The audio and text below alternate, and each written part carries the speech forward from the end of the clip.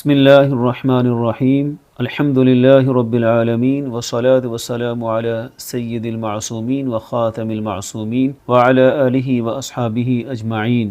26 دسمبر کا وقت انتہائی اہمیت کا حامل ہے۔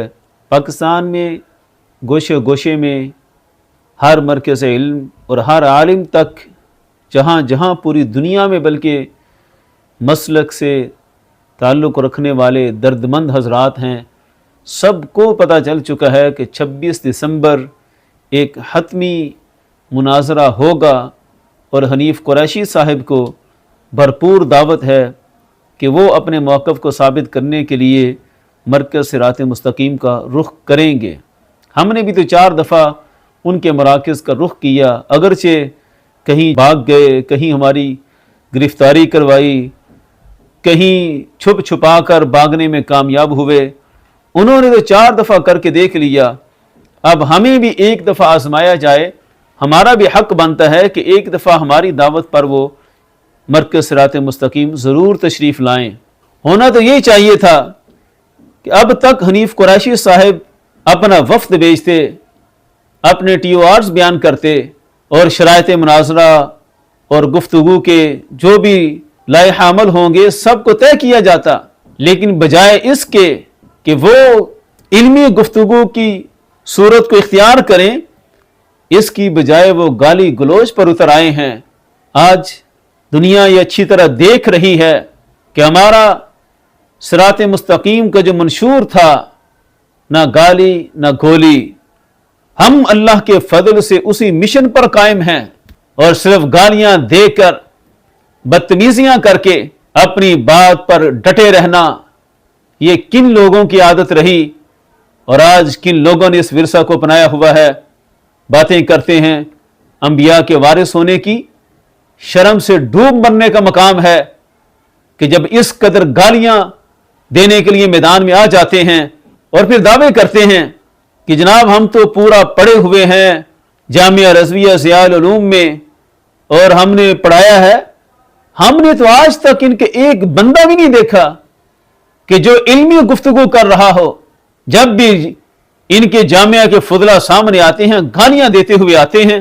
ڈاکٹر مختار علی حیدری صاحب، ان کے مقابلے میں بھی آپ کے جامعہ کا ایک بندہ آیا تھا تو اتنی غلیظ گالیاں دی اس نے، کیسی کیسی بدتمیزیاں کی کہ الامان الحفیظ۔ پھر اس کے بعد ایک نیا شگوفہ ہم نے پچھلے دنوں دیکھا، آپ کی ہی جامعہ رضویہ ضیاء العلوم یا عین سے ہے، علم کا ضیاء ہے یہاں پر، وہ حضرت پیر طریقت مولانا غفران محمود سیالوی صاحب، ان کو اتنی شدید گالیاں دے رہا تھا۔ کتے نے ہمیں للکارا ہے تو پھر اس کتے کو کتے کی زبان میں جواب دینا ہمارے اوپر لازم ہو گیا۔ جناب عالی، ہر رجل معکوس، ہر خنزیر کی اولاد، ہر نطفہ رام سے پیدا ہونے والا، اب میں آتا ہوں اس راول پنڈی کے حرام زادے کی طرف، اس کتے کی طرف، اس خنزیر کی طرف۔ اور خنزیر سے بھی بدتر ہے، یہ رجل معکوس ہے، یہ حیض کی پیداوار ہے۔ حیض کے اندر اس کے بابے نے، اس کے باپ نے کوئی غلطی کیا تو یہ رامی کتا پیدا ہوا ہے، اور کتے کے بچے اور دلے کے بچے اور حرام زادے اور خنزیر۔ پھر پتا چلا کہ ان کے اساتذہ میں سے آپ کا نام آتا ہے۔ آپ نے جو ایک کال میں کتنی بدتمیزیاں بیان کی ہیں، ظاہر بات ہے کہ یہ سارا سلسلہ فیض تو پھر اسی طرح ہی چلتا ہے۔ آپ کے جامعہ میں کچھ علوم و فنون نہیں پڑھائے جاتے کیا؟ یہ کیسا جامعہ ہے کہ جس کا جو بھی فاضل نظر آتا ہے وہ گالیاں دیتے ہوئے نظر آتا ہے؟ حنیف قریشی صاحب، آپ علمی طور پر ثابت کریں اپنے موقف کو۔ گالیاں دینے کے لیے وائلیشن کو اختیار مت کریں۔ گالیاں دینا آسان ہے، لیکن جو الزام لگایا ہے اس کو ثابت کرنا آپ کی ذمہ داری ہے۔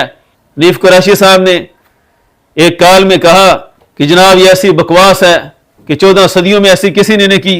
میں بتا رہا ہوں، آپ نے اشرف جلالی نے آپ کی ماں کے بارے میں بکواس کیا 1400 سال میں، یہ پہلا بدبخت ہے جس نے یہ بکواس کیا۔ یہ بلو دا بیلٹ ہے، بلو دا بیلٹ ہے آپ کا یہ جملہ، پلیز۔ کیوں بلو دا بیلٹ ہے؟ نہیں حضرت دیکھیں بڑی زیادتی کر رہے ہیں، پھر آپ زیادتی کر رہے ہیں۔ آپ اس کا علمی جواب دیں۔ کاش کہ کچھ کتابیں پڑھ لی ہوتی، یہ گالیاں سیکھنے سکھانے کے عمل سے نکلے تو 14 صدیوں کا علمی سرمایہ انہیں نظر آئے۔ جن کا سینہ بغض صحابہ سے بھرا ہو، اور انتہا یہ ہے کہ جن کے ساتھ کال کی، ابھی ان کا بیان بھی سامنے آیا، سب لوگوں نے ان سے گفتگو کو سنا، لیکن وہ شاہ صاحب کہہ رہے ہیں کہ مجھے بھی بڑی شدید گالیاں دی جا رہی ہیں، دھمکیاں دی جا رہی ہیں۔ ایک مولانا صاحب آپ کے ساتھی مسلسل دھمکیاں لگا رہے ہیں اور مجھے میسج بہت کر رہے ہیں، اس میں جو مجھے گالیاں دے رہے ہیں وہ تو معاف ہے، مگر وہ صحابہ پر بھونک رہے ہیں، بالخصوص سیدنا امیر معاویہ پاک رضی اللہ تعالی عنہ پر تبرہ کر رہے ہیں۔ یہ کوئی طریقہ ہے علمی طور پر؟ گالیاں دھمکیاں، یہ آپ کا جامعہ ہے، یہ آپ کی تربیت ہے، یہ آپ لوگوں کا معیار ہے؟ اگر آپ سے کوئی دلیل کا مطالبہ کرے تو آپ گالی پر اتر آئیں گے؟ سیدھی طرح تسلیم کیوں نہیں کر لیتے کہ ہمارے پاس کچھ نہیں ہے؟ اور پھر بقول شاہ صاحب ذاتیات سے شروع ہوتے ہیں اور صحابہ تک جاتے ہیں۔ سیدنا امیر معاویہ رضی اللہ تعالیٰ عنہ کے بارے میں اب آپ کی ٹیم ہے جس کے بارے میں ان شاہ صاحب نے ایکسپوز کیا کہ وہ صحابہ کو بھی گالیاں دیتے ہیں۔ اگر آپ اس سے بری ہیں تو حنیف قریشی صاحب آپ کو بیان دینا ہوگا کہ میں شمشیر اعلیٰ حضرت ہوں، اعلیٰ حضرت نے جو موقف اختیار کیا، من یکن یطعن فی معاویہ فذلک کلب من کلاب الحاویہ، یہ سیدنا معاویہ رضی اللہ تعالیٰ عنہ کو گالی دینے والا جہنمی کتا ہے۔ یہ عبارت پڑھے نا اعلیٰ حضرت کی، کتنے مکر و فریب دکھائیں گے، کس قدر قوم کو الو بنائیں گے، حقیقت کا سامنا کرنے کے لیے تیار ہوں۔ اور آپ نے یہ جو دعویٰ کیا کہ جناب 14 صدیوں میں ایسا کسی نے نہیں کہا، آپ زیادہ دور نہ ہی جائیں، ہم تو ہر صدی کا موقع پیش کریں گے، آپ میدان میں تو آئیں، سامنا کرنے کے لیے تیار تو ہوں۔ میرا دعویٰ یہ ہے کہ 14 صدیوں میں ایک بندہ بھی نہیں تھا جس نے لفظ خطا کو کبھی گستاخی سمجھا ہو، انبیاء کے حق میں کبھی گستاخی نہ سمجھا گیا، سید عالم صلی اللہ علیہ وسلم کے حق میں کبھی کسی نے گستاخی نہیں سمجھا۔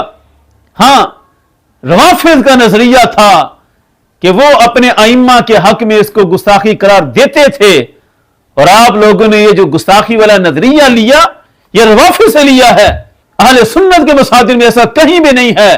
اگر ہمت ہے تو میں آپ کو کھلی آپشن دیتا ہوں کہ اہل سنت کے مصادر میں سے کہیں دکھا دیں کہ کسی نے لفظ خطا کو استعمال کرنے والے کو گستاخ ڈکلیئر کیا ہو، تو ہم آپ کو آفر دیتے ہیں کہ اس کے بعد 1000 گالیاں سکون سے آپ ہمیں دیجیے گا، 1000 گالیاں ہم کھائیں گے، جو کہ آپ کا نشہ ہے۔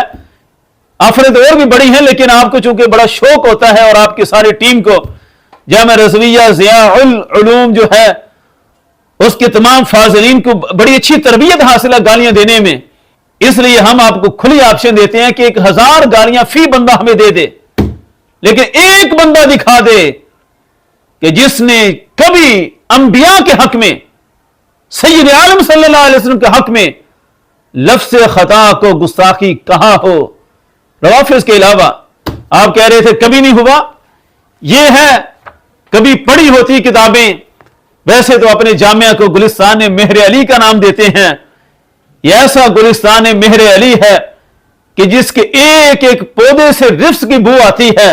گلستان مہر علی ہوتا تو آج تاجدار گولڑا کی کتب کے حوالے یہ دکھاتے، لیکن ہم ہیں حضور تاجدار گولڑا کے غلام، ہم ہیں ان کے مشن کے وارث، یہ کتابیں یہ حوالے ہم دکھاتے ہیں۔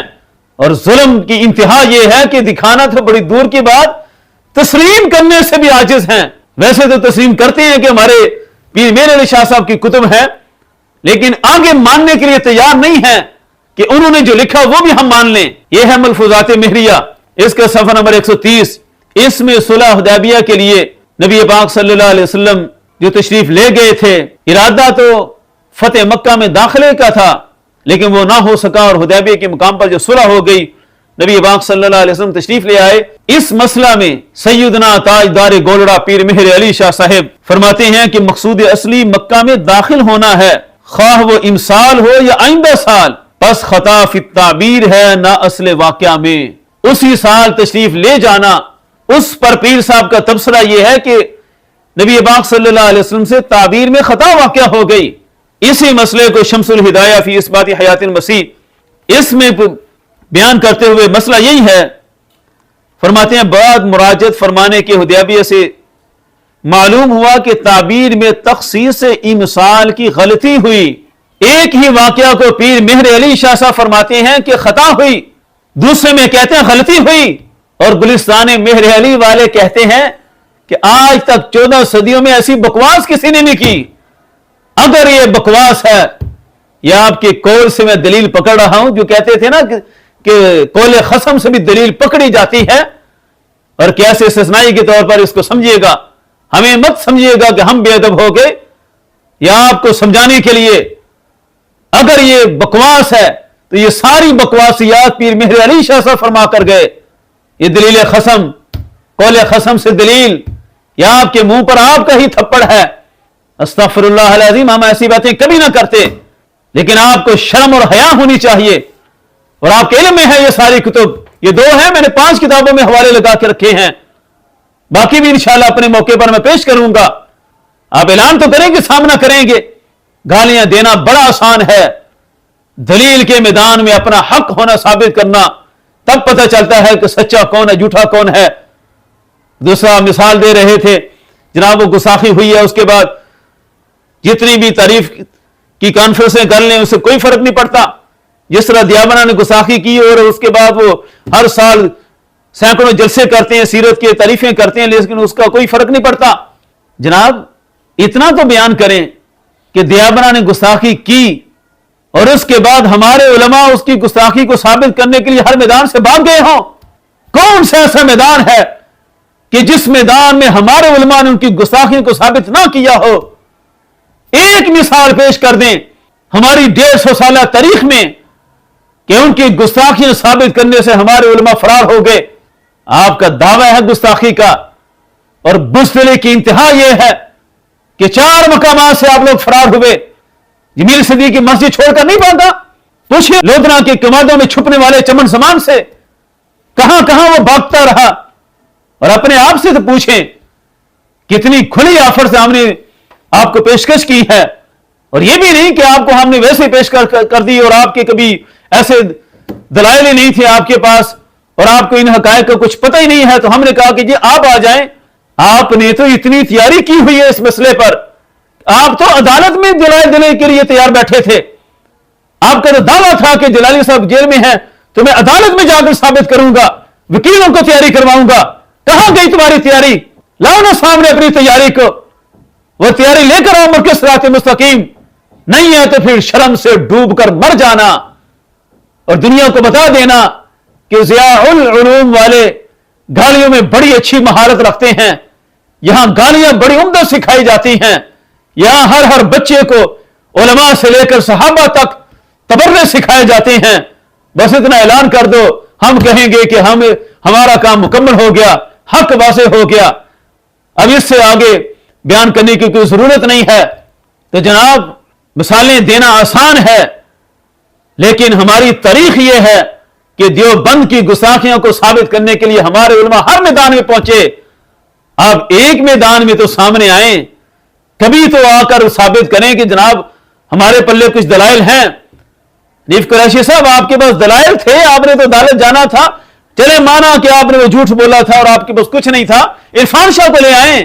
ہم نے تو کھلا آپشن دیا، کوئی حد بندی نہیں کی کہ جس کو بھی لے کر آنا چاہتے ہیں سب کو لائیں، سب کی خدمت تواضع کریں گے. جس کو سمجھتے ہیں کہ اس کے پاس ہمارے موقع پر چند دلائل موجود ہیں، یہ گستاخی قرار دے سکتا ہے، اسی بندے کے ترلے منتے کر کے لے آئیں. آج ہم اتنا ہی آپ کو اصلاح کا پیغام دیتے ہیں. وائلیشن ہم بھی کر سکتے ہیں، لیکن ہم وائلیشن کی بجائے ڈائیلاگ کی میز پر آپ کو لانا چاہتے ہیں. تو ہمت کریں، جوش جذبہ دکھائیں. گالیوں، دھمکیوں اور اس طرح کے فرسودہ خیالات سے کبھی حق والے ڈرتے نہیں ہیں. اللہ کا فضل ہے، ہم حق پر ہیں.